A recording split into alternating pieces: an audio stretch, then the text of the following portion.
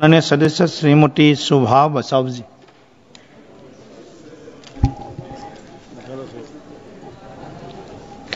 धन्यवाद अध्यक्ष महोदय। मला जलशक्ती मंत्रालयाच्या मागण्यांवरील चर्चेत बोलण्याची संधी दिल्याबद्दल मी आपले आभारी आहे। मी पक्ष नेतृत्व माननीय राहुलजी गांधी यांचे देखील आभार मानते। जलस्रोतांचे संवर्धन आणि संरक्षण तथा शाश्वत वापर आपल्यासाठी खूप महत्त्वाचा आहे। अध्यक्ष महोदय, मी प्रधानमंत्री कृषी सिंचन योजनेच्या माध्यमातून आपल्या महाराष्ट्रातील आणि मतदारसंघातील काही सिंचनाचे जे प्रकल्प आहे ते मांडत आहे।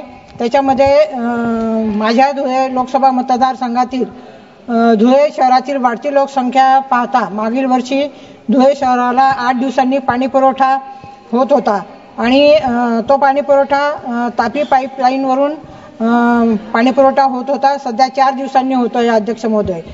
पाईपलाईन 40 वर्षांपूर्वीची असल्याने ही पाईपलाईन अत्यंत जीर्ण झाली आहे। त्यामुळे त्यातून वारंवार पाण्याची गळती होते आणि पाणी पुरवठा विस्कळीत होतो। तरी तापी नदीतून धुळे शहराला पाणी पुरवठा करण्यासाठी तापी परियोजनेची 35 ते 40 किलोमीटर पर्यंत पिण्याच्या पाण्याची पाईपलाईन नव्याने टाकण्यासाठी 225 कोटी रुपये PMKSY या निधीतून उपलब्ध करून द्यावा अशी मी या ठिकाणी विनंती करते। त्याचप्रमाणे धुळे तालुक्यातील अक्कलपाडा धरण हे धुळे जिल्ह्याला वरदान आहे। सध्या अक्कलपाडा धरण फक्त 65% क्षमतेने भरण्यात येत आहे। उर्वरित 35% पाणी हे वाहून जाते।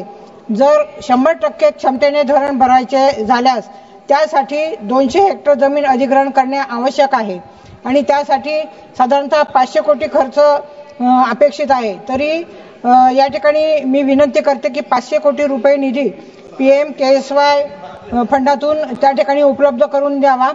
यामुळे धुळे शहरातील पिण्याच्या पाण्याचा प्रश्न सुटेल, तसेच शेतकरी बांधवांना देखील उजव्या व डाव्या कालव्याच्या मार्फत मिळणाऱ्या पाण्याने शेतीला लाभ होईल। अध्यक्ष महोदय, तसेच अक्कलपाडा धरणातून धुळे शहरासाठी पिण्याच्या पाण्यासाठी 10% पाणी साठा आरक्षित करण्यात यावा। अध्यक्ष महोदय, माझ्या मतदारसंघातील शिंदखेडा व नंदुरबार तालुक्यातील शेतकऱ्यांसाठी प्रकाशा बुराई उपसा सिंचन योजना वरदान ठरणारी आहे।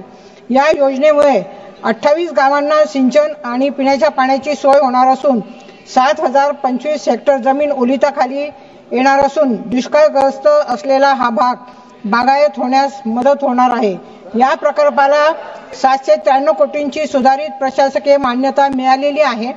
तरी हा प्रकल्प पूर्ण क्षमतेने कार्यान्वित करण्यासाठी 793 कोटी निधी हा PMKSY निधीतून मंजूर करण्यात यावा। अध्यक्ष महोदय, हरणबारी धरण हे सटाणा तालुक्यातील मोसम खोरे परिसरात जलसिंचन पिण्याच्या पाण्यासाठी वरदान असलेले धरण आहे। यावरून उजव्या कालव्याचे 21 किलोमीटरचे काम लवकरात लवकर सुरू करावे। हे काम गेल्या 2 वर्षांपासून प्रलंबित आहे। सदरच्या कामाला लागणारा 37 कोटी रुपये निधी हा PMKSY निधीतून मंजूर करून लवकरात लवकर हे काम सुरू करावं। अध्यक्ष महोदय, केळझर धरण हे सटाणा तालुक्यातील आरम नदीवर बांधलेले असून याला गोपाळसागर धरण म्हणूनही ओळखले जाते। यावर चारी क्रमांक 8 ही अत्यंत महत्त्वाची चारी असून सदरची चारी क्रमांक 8 ही 15 किलोमीटर असून कालवा वाढविणे या प्रकल्पात मोडत आहे। या कालवा वाढविणे प्रकल्पात सार्दे, येसगाव, सातमणे गावापर्यंतचा वाढीव DPR राज्य शासनाकडे लवकरात लवकर सादर करण्यासंदर्भात प्रयत्न करण्यात यावे। अध्यक्ष महोदय, जोडगे हे गाव मालेगाव तालुक्यातील बाजारपेठेचे गाव असून मुंबई आग्रा महामार्गावर आहे। तरी देखील या ठिकाणी आजही 15 दिवसांनी पाणी पुरवठा होतो। येथे जलजीवन मिशन अंतर्गत गेल्या 2 वर्षांपासून काम सुरू आहे। कान्होली प्रकल्पावरून याचे काम अतिशय संथ गतीने सुरू आहे। ही परियोजना फक्त मालेगाव येथेच नाही तर माझ्या संपूर्ण धुळे लोकसभा मतदारसंघामध्ये आहे। म्हणून मी या ठिकाणी मागणी करते की या जलजीवन मिशनच्या योजनेची सखोल चौकशी करण्यात यावी। अध्यक्ष महोदय, तसेच या योजनेला केंद्र शासनाकडून धुळे जिल्ह्यातील धुळे ग्रामीण आणि सिंदखेड्यातील गावांसाठी 25 कोटी निधी तर नाशिक जिल्ह्यातील मालेगाव ग्रामीण सटाणा गावासाठी 198 कोटी रुपये निधी PMKSY या निधीतून मंजूर करण्यात यावा। अध्यक्ष महोदय, अमृत 1 आणि अमृत 2 ही जी काही योजना शहरी भागामध्ये आहे त्याच्यासाठी निधी हा जास्तीत जास्त मंजूर करण्यात यावा. अध्यक्ष महोदय, जल है तो जीवन आहे या सर्व योजना मी माननीय मंत्री महोदयांना या ठिकाणी विनंती करते की या योजना पूर्ण करण्यासाठी आपण सक्रिय प्रयत्न करावं.